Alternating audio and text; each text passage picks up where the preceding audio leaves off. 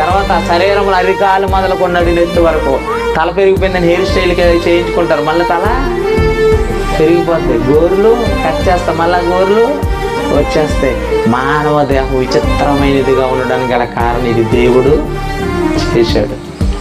ఎందుకు చేశాడయ్యా అంటే, ఈ దేహాన్ని మనకి ఎందుకు ఇచ్చాడయ్యా అంటే, ఈ దేహముతో మనం ఏం చేయాలి? కొరింథీయులకు రాసిన మొదటి పత్రిక 6:20 విలువ పెట్టి కొనబడిన వారు కనుక మీ దేహముతో ఎవరిని మహిమపరచాలి? దేవుని మహిమపరచాలి. మీ దేహముతో దేవుని మహిమపరచాలి. దేవుని మహిమపరచండి. ఎవరిని మహిమపరచాలి? దేహంతో దేవుణ్ణి మహిమపరచాలి. ఎందుకు దేవుణ్ణి మహిమపరచాలి?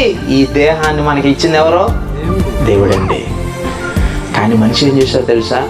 మందుకు బానిస అయిపోయాడు. కిడ్నీలు పోయాయి, లివర్ పోయింది, ఊపిరితిత్తులు పోయాయి కదండి. అవయవాలన్నీ తుక్కు అయిపోయాయి. అన్నీ బాగున్నప్పుడు దేవుని